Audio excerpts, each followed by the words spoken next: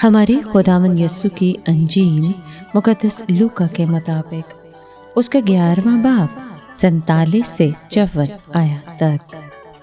ایک دن یسوع نے فریسیوں سے کہا، تم پر افسوس کہ تم نبیوں کی قبروں کو بناتے ہو اور تمہارے باپ دادا نے ان کو قتل کیا۔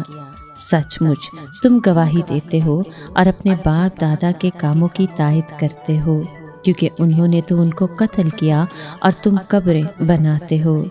اسی لیے خدا کی حکمت نے کہا کہ میں نبیوں اور رسولوں کو ان کے پاس بھیجوں گا اور وہ ان میں سے بعض کو قتل کریں گے اور ستائیں گے، تاکہ سب نبیوں کے خون کی جو بنائے عالم سے بہایا گیا اس پشت سے جواب طلبی کی جائے، حابیل کے خون سے لے کر اس زکریا کے خون تک جو قربان گاہ اور ہیکل کے درمیان ہلاک ہوا۔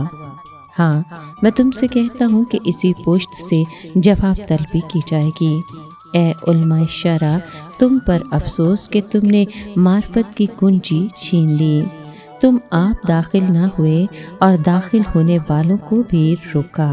اور جب وہ وہاں سے نکلا تو فقی اور فریسی اسے بے طرح چمٹنے اور دکھ کرنے لگے اور اس کی گھات میں رہے تاکہ اس کے منہ کی کوئی بات پکڑیں۔ پاک کلام کے پڑھے اور سنے جانے پر خداوند کی برکت ہو، خدا کا شکر ہو۔ عزیز دوستو، یہ شرع کے عالم ریاکار قاتل تھے۔ وہ دکھاتے تو یہ تھے کہ ہم خدا کے نبیوں کی عزت کرتے ہیں، یہاں تک کہ پرانے عہد نامے کے نبیوں کی قبروں پر مقبرے تعمیر کراتے تھے، اور یقیناً لگتا تھا کہ یہ گہری عزت کا ثبوت ہے۔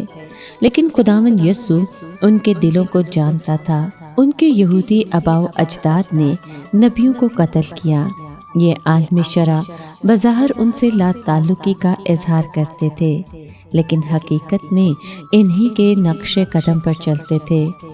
ایک طرف تو وہ نبیوں کی قبریں بناتے ہیں، دوسری طرف ساتھ ہی وہ خدا کے سب سے بڑے نبی خود خداوند کو مار ڈالنے کی سازشیں کر رہے تھے، اور وہ خدا کے وفادار نبیوں اور رسولوں کو قتل کرتے رہیں گے۔ پرانے عہد نامے میں نبیوں کے قتل کا پہلا واقعہ حابیل کا قتل اور آخری واقعہ زکریا کا قتل ہے۔ چنانچہ جب خداوند نے حابیل اور زکریا کے نام کے لیے تمام شہداء کو شامل کر لیا تھا، وہ کہتا ہے کہ ان سب کے قتل کا حساب اسی زمانے کے لوگوں سے لیا جائے گا۔ جب خداوند یہ الفاظ کہہ رہا تھا تو اچھی طرح جانتا تھا کہ یہ لوگ مجھے صلیب چڑھا کر مار ڈالیں گے، اور اسی طرح سے مرد خدا پر کیا جانے والا سارا ظلم و ستم نقطۂ عروج کو پہنچ جائے گا۔ آخر میں خداوند یسوع شرع کے عالموں کی اس لیے فصیحت کرتا ہے کہ انہوں نے لوگوں سے معرفت کی کنجی چھین لی ہے، یعنی خدا کے کلام کو لوگوں تک نہیں پہنچنے دیتے۔ بے شک ظاہری طور پر اعلان اور اقرار کرتے تھے کہ ہم صحائف کے وفادار ہیں، لیکن بڑی ہٹ دھرمی سے اس ہستی کو قبول کرنے سے انکار کرتے تھے جس کی گواہی صحائف دیتے ہیں۔ وہ دوسروں کو مسیح کے پاس آنے سے روکتے تھے، نہ تو وہ خود اسے قبول کرنے کو تیار تھے، نہ دوسروں کو قبول کرنے دیتے تھے۔ صاف نظر آتا ہے کہ خدا کے ایسے سیدھے اور صریح الزامات پر فقی اور فریسی بہت سیخ پا ہوئے۔ فریسی اسے بے طرح چمٹنے اور چھیڑنے لگے اور خداوند کی باتوں میں الجھانے اور پھنسانے کی کوششیں تیز تر کر دیں تاکہ اس کی کوئی ایسی بات پکڑیں جس کی بنیاد پر اس کے واجب القتل ہونے کا فتویٰ صادر کریں۔ یوں انہوں نے ثابت کر دیا کہ ان کے کردار کے بارے میں خداوند کی باتیں کتنی سچی تھیں۔